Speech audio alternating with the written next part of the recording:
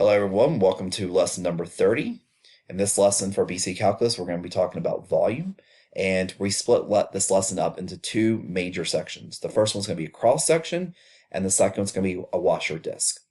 And so I just want to say that the easiest way to explain these questions really is just to do the problems. I do also want to talk about the fact that we should know how to do area between two curves pretty well in order to understand a little bit of logistics of what we're going to do in this video. The first thing I want to do is just say really quickly right out the gate is the fact that if I want to find volume of anything, and this could be cross section, washer's disk, whatever it is, you're going to integrate on the interval from A to B. And again, we'll talk about what the A and B are through each question because it does vary depending on what we're trying to find the volume of. But the whole point of this is that if you actually integrate area of whatever we're trying to take the volume of on the interval from A to B, and this is going to be the thickness of our piece, we'll talk about that a little bit later on, you're going to get the volume. You're going to get the volume. So we got to figure out what our area is. And so there's a couple of processes, a couple of ways we can do that based on the example we see here. These two examples is just showing you guys if you know we're in terms of X or we're in terms of Y. Okay, and so let's go ahead. I think the easiest way to do this is really just to look at examples. So in this particular video, we're going to talk about cross sections. So let's go ahead and read the question and talk about, what this actually means. And these pictures are here to kind of help us kind of figure out visually what's going on in these problems. So example 1 says, let the base of the solid be in the first quadrant. So you guys can see based on this picture that we're just looking at the first quadrant. Here's the x-axis and here's the y-axis. And then we have a region that is bounded by 1 minus x squared over 4. And so that's what this curve is right here. So they've already graphed for us, in this particular example, they've already graphed for us 1 minus x squared over 4. We also want to bound it by the x-axis, and we want to bound it by the y-axis. So you guys can see that this is the shaded region that's right here. We'll worry about this little guy here in a minute. But again, it's just the shaded region of this shape right here. All right, it says, suppose that the cross-section. So again, we're going to talk about volume here in a minute. Well, we're talking about volume now, but we're going to talk about volume in reference to either cross sections or washers and discs. You will see a cross section if we're doing this method. It's also going to be perpendicular to the x-axis. So what that means is that we're slicing this shaded region perpendicular to the x-axis. So whatever we're coming across, and you guys can see right here, this is going to be perpendicular to the actual x-axis. So our little piece that we've cut out is perpendicular to this axis. And so what we've actually cut out is actually a square. And so you guys can see that this is the square, a visual of that really nicely right here. And we want to find the volume of this solid.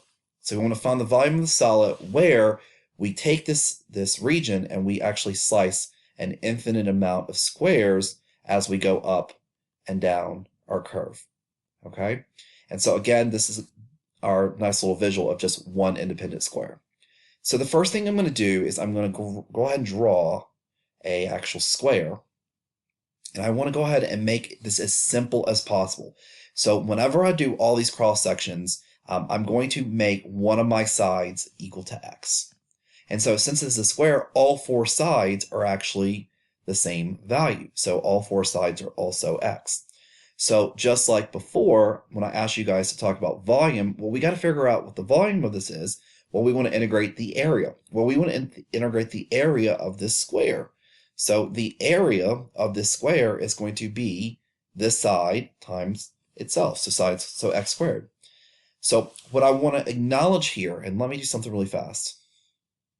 All right, so I went ahead and erased all this stuff. So what we're looking at here is that this right here is the side, and you can also see it right here. This is the shaded region that's flat, that's laid flat down. So this is one side of my square, right? You can see that this is the square that we have right here. And so this x represents the height of our curve. Well, again, based on what you guys learned in the previous lesson, this distance is actually going to be our f of x function. Right? This is our distance. So it's always our top curve minus our lower curve. That's what we did learn in lesson 29. So this x is actually going to represent our function f of x. So if I want to take the volume of this, I'm going to integrate our function squared. So again, our function is going to be what you see right here. So it's going to be 1 minus x squared over 4, and I'm going to square this. I'm going to square this. Because again, volume is just going to be our side, our area, quantity squared. The thickness, and we also have to think about it like this, and let me go ahead and erase all of this stuff again. These squares are going to have some thickness to them. So the thickness is just going to be our delta x. So the delta x is going to be what the thickness of our square is as we cut through it. And you guys can kind of see that right here. And so we're going to have our delta x here. And then the only other thing that we need to do is actually find out where we're integrating it from. So you guys can clearly see that the graph is already given to you here, but simply all we would have to do is set our function equal to 0. And so we would get 1 equals x squared over 4. And this gives us our 0, right? So this is giving us this value right here. So we can get 4 is equal to x squared. X is going to be equal to positive and negative 2. And we already know that we're in quadrant 1, so we know that we're going to integrate at 2. And then we know that the graph is bounded by the x-axis and the y-axis. So this right here lets us know that we're starting at x equals 0. So this is going to be the integral for our function. And so when we use our calculator, we're going to go volume as integrated from 0 to 2 of our function squared. Let's not forget that it's squared, and you're going to get a volume of 1.0667. Now, this is one of those concepts that I did this example. It's actually a very straightforward one because it is a square, but the more we do of cross sections, the better you're going to get, because there's going to be a simple shortcut we're going to do at the end of our second video. So let me go ahead and now, looking at what we just did here, and just want to say again, we found the area, and the area of this thing, right? The area of this actual square is actually sitting right here. It's our side, all right, our side, which again is the height of our curve, quantity squared. It's quantity squared. So again, the area is x squared, and that's exactly what you see here. It's x quantity squared. Let's look at another one and see if you guys can understand based on this. Like I said, hopefully I can win you over on the second video if this wasn't completely clear. So again, we're given the function sine of x. We're bounded by the x-axis. And for each cross section perpendicular to the x-axis, it's an equilateral triangle setting on its base. So an equilateral triangle, which means that all three sides are congruent to each other. And so what I always tend to do is draw myself a nice equilateral triangle, and this is going to be our x. This is going to be our x. And this is also x, and this is also x. So our equilateral triangle, and I always say to students, like, okay, how do I know that x was equal to f of x? Well, in this case, my side is actually on, my actual side is on my curve. Like this is, you guys can kind of see, like this is what the equilateral triangle would look like if I look at it this way. So this is why I make my x equal to this height right here. And that way I know that this is simply going to be equal to f of x. Now the distance between here and here, this x, that's something we're going to get into when we talk about the shell method. So as far as the cross sections, I always make my base wherever I'm setting it. So setting on the base, I always make this my x value. So this is going to be the height, which is going to be the f of x, right, from lesson number 29. So all I got to do is find the area of this thing. So I got to find the area of this thing. Well, the area of an equilateral triangle, or the area of a triangle, is going to be 1/2 base times height. 1/2 base times height. So the height is what we got to find. So we got to actually figure out what this guy is right here. Well, the one thing that you guys do remember is that this is a 30, 60, 90 triangle. So let me go ahead and draw this again. And remember that if this is x, this whole thing's x, then this little piece right here is x over 2, and this is also x over 2 from geometry. You also remember this is a 30-degree angle, or sorry, 60-degree angle and a 30-degree angle, because again, it's an equilateral triangle. And so I can find this height by doing my special right triangles, where I can take my short leg, remember that, and multiply it by the square root of 3, and that gives me my long leg. So if I look at this problem, then my area of this triangle is going to be 1/2. My x is going to be my base, and then my height is going to be x over 2 times the square root of 3. And so this, I'm going to then And again, all I did here is find the area of a triangle where one base is going to be equal to x. So this is a geometry question that we're doing right this second. So I'm going to go ahead and say, okay, I've got an x squared, and then I've got a square root of 3 all over 4.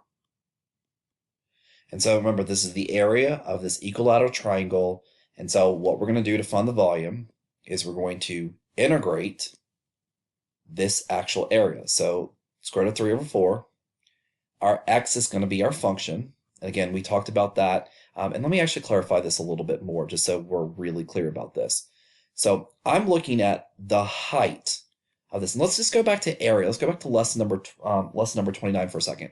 If I ask you guys to find the area of the curve, remember, this distance would be your top function, which is sine of x, minus your bottom function, which is y equals 0. So just like with area, this height is going to represent our function itself.